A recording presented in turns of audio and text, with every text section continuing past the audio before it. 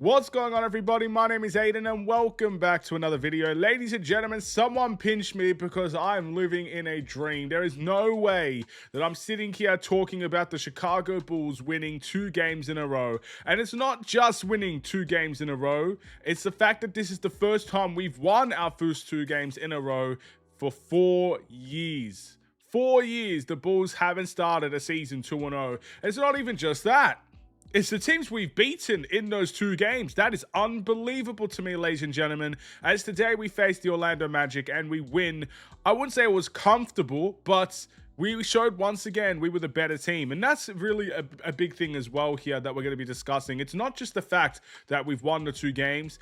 We've looked like the better team in both of those games. When we faced the Pistons, we were leading most of that game. We were up by 23 points at one point in that game.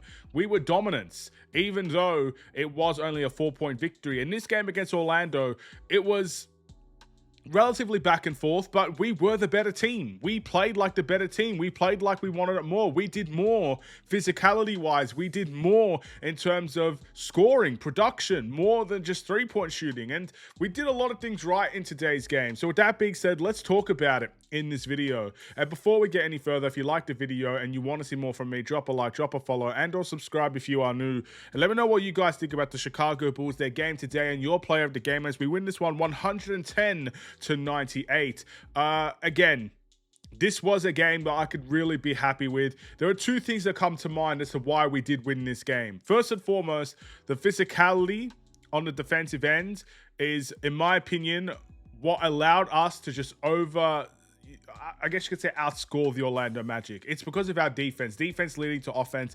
We had loads of transition opportunities, but ultimately we slowed Orlando down in the half-court offense. I think the best way Orlando scored in today's game was in transition, was when they were getting stops. And that's, to be fair, that's what they're good at. That's what they've always been good at, the Orlando Magic. They are one of the better defensive teams in the league, and they're able to kind of beat you in that way and then hit you quickly on the other end. The Bulls, we slowed down every other part of their game. Their 3-point shooting, they made a whole bunch of additions to try and improve their 3-point shooting, and you could tell they're still working on it. They played a much faster tempo in the half court. They tried to take those open threes. They tried to take those tough shots as well that were quick and, maybe they're not adjusted to that yet. But the Bulls defensively were all over the place. We were guarding really, really well. We were fighting over screens. We were playing really, really physical. And it was just a pleasure to watch on the defensive end. I think this is our best defensive game of the season. We only played 2 games, but I thought this was a better defensive display than Detroit.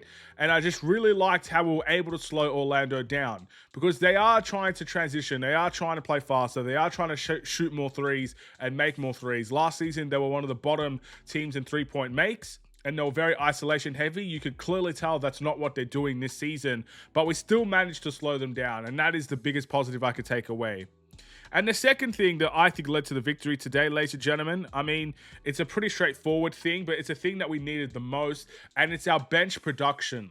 I mean, I want to quickly just tell you our bench stats, ladies and gentlemen, and you could tell me whether or not this implies that the Bulls bench was the key to the victory, because our secret weapon kind of just exposed themselves for not being a secret. It's pretty clear now, when you face the Chicago Bulls, you need to worry about our starters, but you also need to worry about this bench unit because they came out to play today. Let's talk about it. So obviously we had Okoro, Bazelis, Vucevic, Trey Jones, and Josh Giddey all starting today. Most of them had good games. We'll get to that later. But Patrick Williams had 12 points, 4 assists, and 5 rebounds on the night. And he had a nice, mean left-handed poster as well that you absolutely love to see. Julian Phillips, with 10 minutes played, came in and dropped 4 points. I think that's as good as it will get. That's really, really good from Julian Phillips. Io dropped 15 points and made some big shots in the game to seal the deal for us. Kevin Huerter, 11 points, 6 assists, and 7 rebounds. Trying to do his B-Tech Josh Giddey impersonation with how he played today. He was doing a little bit of everything for the Chicago Bulls. He was even doing a lot of ball handling, which you don't often accustom Kevin Huerter and ball handling in the same sentence. And then Jalen Smith had 16 points, 1 assist, and 3 rebounds in 17 minutes. He made 2 3-pointers, and he was absolutely phenomenal in transition, and he was a big body that we needed, especially when Orlando went smaller. He played his role to an absolute T. It was a joy to watch. Those are our bench players. If I told you those were our starters and those were those stats, you'd probably be impressed. Those were our players coming off of the bench. That was our secret weapon. And they all delivered, and then some, as a secret weapon. And then talking about our starters, we need to talk about the one and only Josh Giddey. I mean, my man had 21 points, 8 rebounds tonight, and it was big shots that he made. He made some big threes. He only had 3 assists, but keep in mind, everybody was contributing. So 3 assists in a team that's fully contributing is not too bad, and he made some big shots for us. Really, really like that. And then all of a sudden, you know, we also had the Tre Jones versus Tyus Jones battle in Orlando. 2 players that, to be fair, Bulls fans wanted. Bulls fans wanted Tyus Jones a long time ago, and Bulls fans wanted to keep Tre Jones around. I'm just saying, it was a big battle, and all of a sudden you've got Tre Jones with 13 points, 8 assists. Was it 5 rebounds, 5 steals? His career high in steals, ladies and gentlemen. This guy defensively is really starting to show something. You know, he is the smallest player on the court. Sometimes you look at height and you think, okay, naturally they're not going to be great defensively. Not only is he been decent defensively this season with the 5 steals, I think he had 3 steals last game if I'm not mistaken, but positionally, he's been really, really good for the Chicago Bulls. So maybe in the one-on-one sort of defensive areas where he's facing a Cade Cunningham or something, he's going to get exposed a little bit. But because of his positional awareness, his aggressiveness to go for the steal, and just how perfect timing it is that he goes for them, he was phenomenal tonight. In my opinion, I mean, I probably shouldn't be saying this right now, but in my opinion, Tre Jones was the player of the game. You know, I know Josh Giddey had the 21, Jalen Smith had the 16, Ayo had big shots, Vucevic played all right as well, but I just think he made the difference. I really believe that. He made the difference on both ends, and he was just a phenomenal watch, and he definitely outplayed his brother this time around. So let's see what happens the next time we play Orlando. Again, they're definitely a team I'm not going to count out based on this performance. They did have a second night of a back-to-back. We've got to keep a mind of that. But we beat Detroit and Orlando, 2 teams that a lot of people expected to be in the playoff push this season. Some people called Detroit one of the best teams in the East this season. Better than teams like Boston, who are, you know, without certain players. Better than teams like Philly. People think Detroit are going to be that team. You know, Orlando has made big steps in trying to improve their offensive end, and defensively, they are the best in the league. That's how good they are alongside of OKC. They are a very big threat defensively. And those are 2 teams we just beat in our first 2 games without our best scorer and arguably without the best bench player, because Zach Collins had a tremendous preseason, ridiculously efficient, highly productive. 2 guys that you really depend on. We don't have them. And we produce like that. So I can't ask for a better start. Sure, I can ask for better game management. I can ask for certain shots to fall. I can ask for certain decisions to be made. I can ask for guys like Buzelis not to foul out of games. But I can't ask for a better start in terms of the results. It is unbelievable. And we do need to get to the negatives. 2 players in our starting lineup really let us down today. Isaac Okoro and Matas Buzelis both let us down big time. Isaac Okoro was 0 points, 0 assists, 4 rebounds. So not only was he not great offensively, because last game he had 0 points, but he also had 5 assists and 4 rebounds. So he produced offensively. Whether you like it or not, that's what he did. Today, I really didn't like his defense either.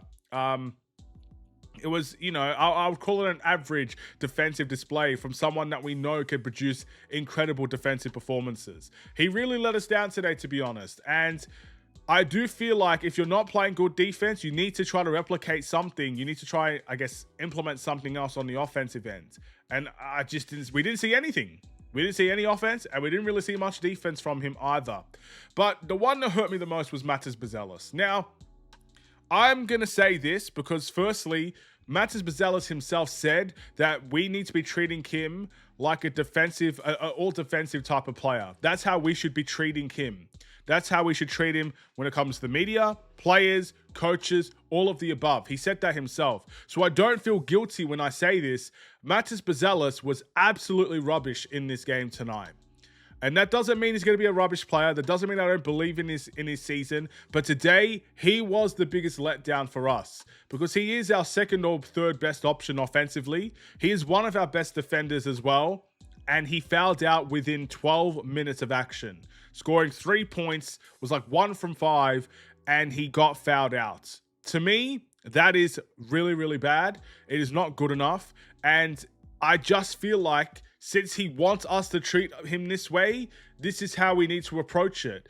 You know, this is how we need to approach treating Matas Buzelis. He asked for this at the end of the day. It's easy to say, you know what, it's just one game. We can move on. And it is just one game. And we can most definitely move on.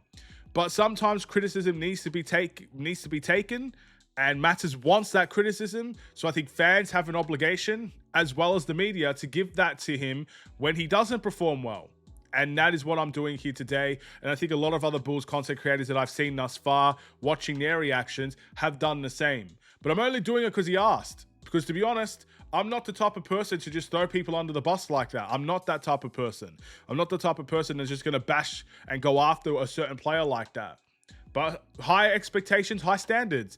This is the standards he set for himself. If he's going to be one of our best players, when things don't go our way, and when he does have as bad of a game as he has, the expectations are too high for him. Or the expectations are higher for him than maybe a guy like Jalen Smith getting fouled out in 12 minutes or something along those lines. You know what I mean? Our expectations for him are higher, so we need to treat him the way that he needs to be treated, and we'll see. But yeah, again, doesn't mean he's a bad player. Doesn't mean I have any lack of faith. I think next game he can come in and he can have another strong game. You know what I mean? But you got to do better than that. You got to manage the game out well. You got to be able to play without fouling. It's the biggest problem of preseason, and you just saw probably some of our biggest fears right here in the regular season. Some of them may have been unlucky, but some of them were just too aggressive. He was too aggressive. He was doing too many dumb decisions.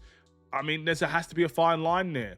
And Billy Donovan did all he could to get him to play in those final moments where we could have used his, I guess, ability, his defense, and everything in between. And he let us down today. Thankfully, we didn't really need his performance.